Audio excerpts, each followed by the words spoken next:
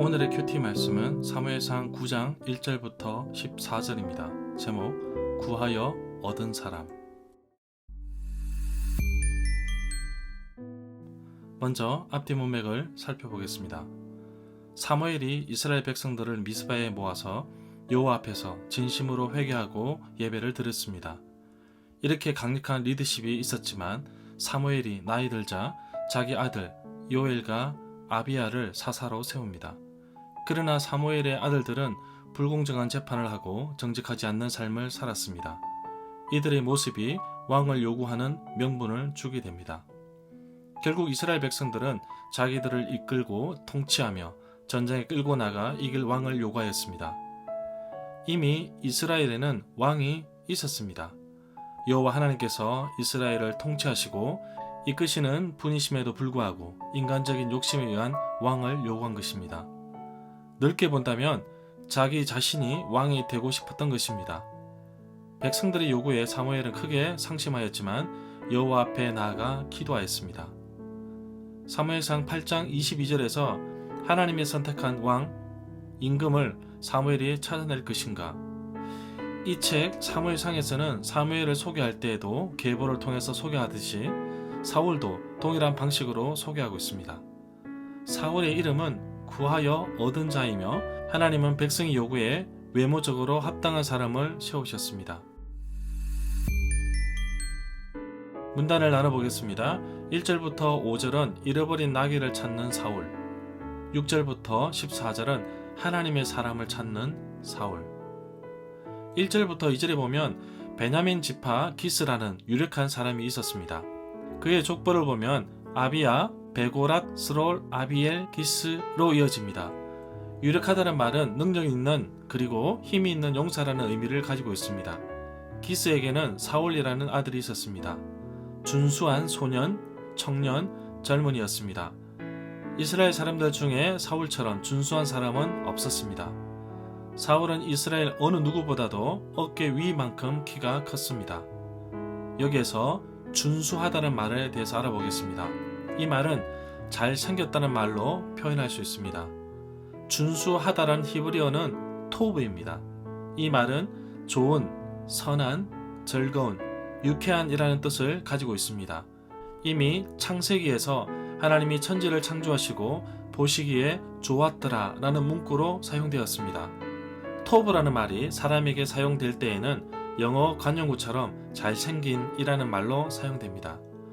3절부터 4절에 보면 사울의 아버지인 기스의 암나귀가 어디로 갔는지 보이지 않자 기스는 그의 아들 사울에게 한 사환, 종을 데리고 가서 암나귀를 찾으라고 합니다.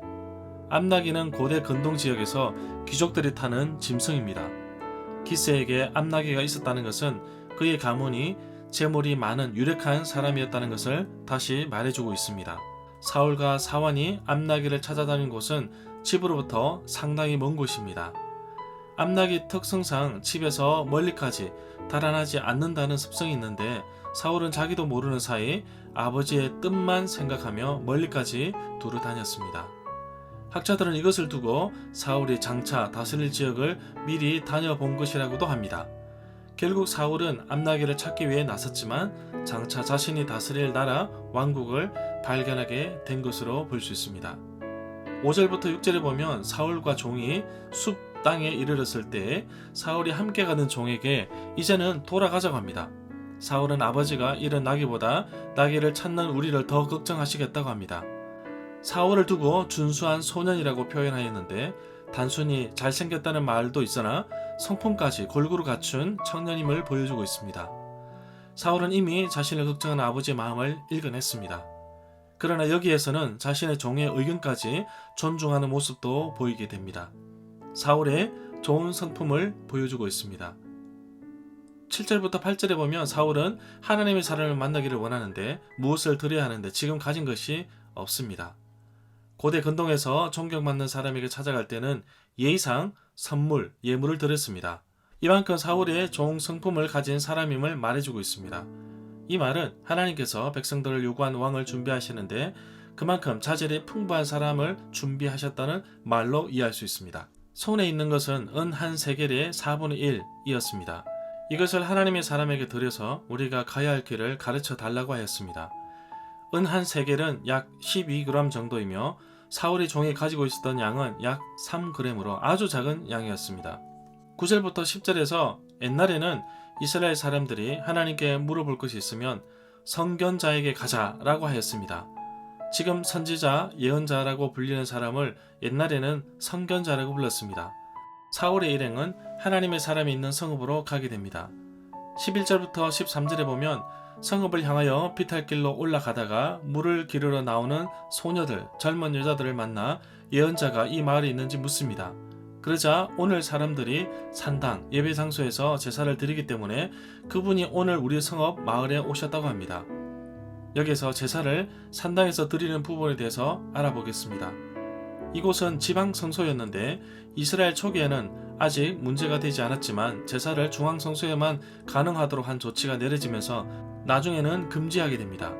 사울과 그 일행이 하나님의 사람을 만나고자 결정을 내렸을 때 하나님께서 그들의 발걸음을 순적하게 이끌어 가심을 볼 수 있습니다. 암나기를 찾기 위해 왔지만 사울은 지금 사무엘을 만나러 가면서 장차 왕의 길을 가고 있는 것을 보게 됩니다. 14절에서 사울과 그 일행이 성읍 마을로 올라갔습니다. 그들이 마을에 들어서자 사무엘이 때마침 산당으로 올라가려고 사울 일행을 향하여 나오고 있었습니다. 절마다 상세한 설명과 구절 해석, 그리고 핵심 내용과 중심 줄거리는 네이버 블로그에 올려져 있습니다. 내게 주시는 교훈입니다. 사울이 속한 지파는 베냐민 지파로서 남쪽 유다 지파와 팔레스틴 중앙에 위치한 에브라임 지파 사이에 위치한 지파입니다. 쟁쟁한 두 지파 사이에 위치한 베냐민 지파에서 왕이 나온다는 것은 쉽지 않은 일입니다. 그러나 하나님은 왕을 요구하는 이스라엘 백성들에게 가장 합당하고 괜찮은 인물을 준비해 두셨습니다. 사울의 아버지 소유 암나기를 찾아 길을 떠났지만 그 길은 이스라엘 왕이 되기 위한 여정이었습니다.